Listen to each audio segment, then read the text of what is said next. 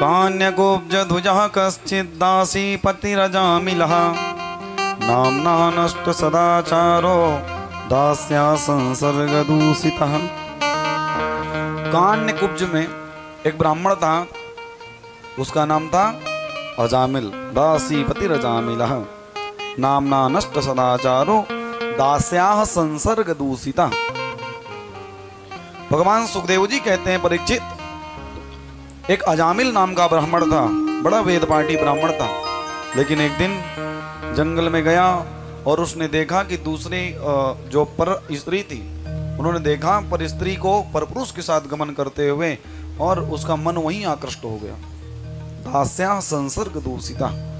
जब उसका मन वहीं रति हो गया, और इतना वेद पाठी ब्राह्मण था लेकिन मन वहां भटक गया, और वो दूसरे दिन गया और उससे कामना करता कि मैं तुमसे विवाह करना चाहता हूँ। उसने अपने घर में पूरा परिवार छोड़ दिया, माता पिता पत्नी आदि बच्चे आदि छोड़ करके, और संसर्ग से दूषित जा करके उसने विवाह किया उसके साथ। वो भी चाहती थी कि मेरा इससे विवाह हो जाए। क्यों? बोले ब्राह्मण है, मेरा उद्धार हो जाए, कल्याण हो जाएगा। और दूसरी बात बोले इसके पास बहुत सारा धन है, इसलिए इसके साथ विवाह कर लिया। इसने जितना भी धन आदि था वो सब चोरी डकैती करके, अब ब्राह्मण पंडित जी थे, पहले पूजा पाठ करके पूजन आदि करके कार चलाते थे, लेकिन अब कोई पूजा पाठ कराए नहीं। तो इन्होंने क्या किया, एक नई योजना बनाई और इन्होंने डकैती करना आरंभ किया। डकैत बन गए और अजामिल बहुत बड़ा डकैत बना। एक दिन और रात्रि के समय वो गए ड्यूटी पर स्वामी जी, और रात्रि के समय ऐसे लोगों की रात्रि में ही ड्यूटी लगती है, रात्रि के समय ड्यूटी पे गए। इधर उसकी पत्नी वो घर में अकेली थी, और उस दासी से किसी उस गांव में उस दिन संत आए थे, बहुत सारे संत जमात आई थी। किसी ने कहा, बोले मैं संतों ने कहा, बोले भैया कोई ऐसा घर बताओ जहाँ से दान आदि की सामग्री प्राप्त हो सके और रात्रि के समय भोजन प्रसादी करके तृप्त हो सके। गांव के बालक थोड़ा उदंड थे, उन्होंने इशारा कर दिया कि जामिल के घर चले जाओ। उन्होंने सोचा कि बाबा जी वहां जाएंगे, मारे पीटे जाएंगे और वहां से सामान उनका छीन लिया जाएगा। लेकिन उस समय वहां पर अजामिल नहीं था, अजामिल की पत्नी थी। गेट खटखटाया, सेठ जी सेठ जी। अंदर से उसकी पत्नी निकली। पत्नी ने कहा, बोले स्वामी जी क्या बात?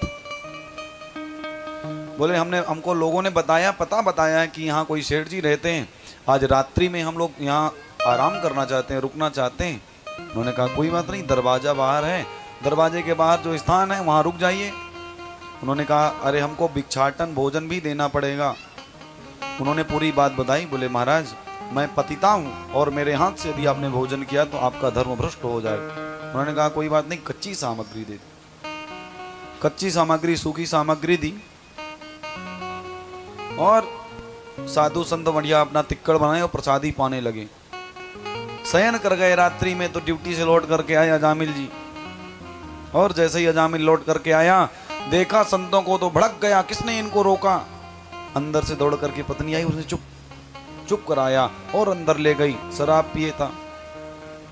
उसने अंदर जाकर के शांत बोले, देखो संत हैं, और संत अगर हमारे दरवाजे पर आए हैं, वैसे भी जब से मैंने आपसे विवाह किया है तब से हमारे घर आज तक कोई संत नहीं आए।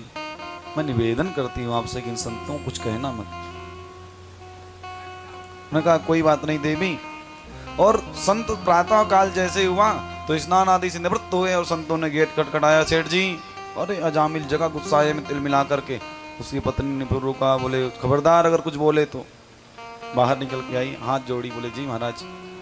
बोले देवी तुमने रात्रि में हमको भोजन दिया है, तुम्हारा हमारे ऊपर कर्ज है, तुम्हारा बड़ा एहसान है, लेकिन अगर तुमने भोजन दिया तो दक्षिणा भी तुमको देनी पड़ेगी। अंदर से सुन रहा है अजामिल। बोले सुनो महाराज, रात को मैंने तुम्हें मारा पीटा नहीं, तुम्हारा सामान नहीं रखा है खींच करके, यही दक्षिणा मानो। संतों ने कहा अजामिल हमको कोई लोक दक्षिणा नहीं चाहिए, हम चाहते हैं कि जो तुम्हारी पत्नी के गर्भ है, जब वो उस पुत्र का जन्म हो तो उसका नाम रखना नारायण। दासी ने कहा बिल्कुल बिल्कुल महाराज ऐसा ही होगा। संत चले गए। समय आने पर जब उसको पुत्र हुआ तो उसका नाम रखा गया नारायण। सबसे छोटा बालक था और माँ बाप की जो ज्यादा प्रेम होता है वो छोटे बालकों से ज्यादा होता। संत इतना उपदेश करके चले गए और जैसे ही बालक का जन्म हुआ तो अजामिल की जो प्रीति थी वो उससे ज्यादा थी नारायण से। सोते समय कहता नारायण आ जाओ भोजन कर लो, नारायण आ जाओ पानी पी लो।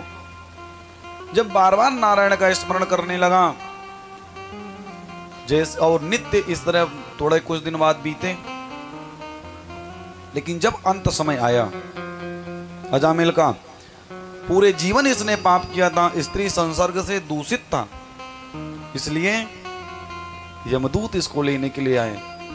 अभी लेटा ही था, सोने की अवस्था में था, सुसुप्ति अवस्था में था, तब तक इसने देखा कि अरे 4 काले पुरुष आए हैं, हाथ में खड़ग दंड आदि पास आदि लेकर के आए हैं।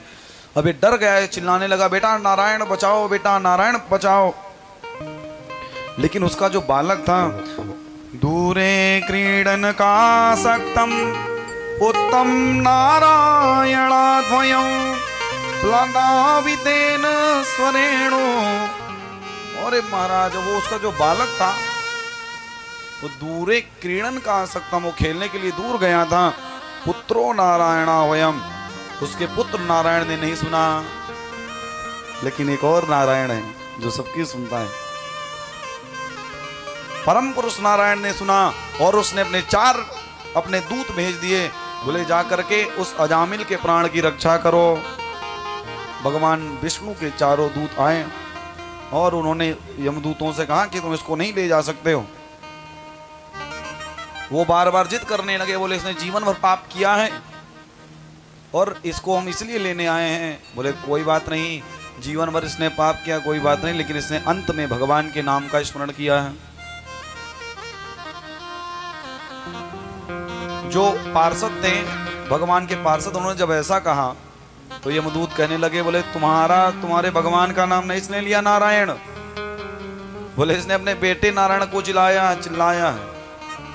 बोले कोई बात नहीं, बोले हमारा जो परमात्मा वो इतना दयालु है, बोले इसका बेटा तो अभी 10-20 साल से इसके बेटे का नाम नारायण है, लेकिन उसका तो कितने वो जब से इसका जन्म ही नहीं जब किसी का हुआ था, सर्वप्रथम जब उसका अवतार हुआ था उसका नाम ही नारायण था।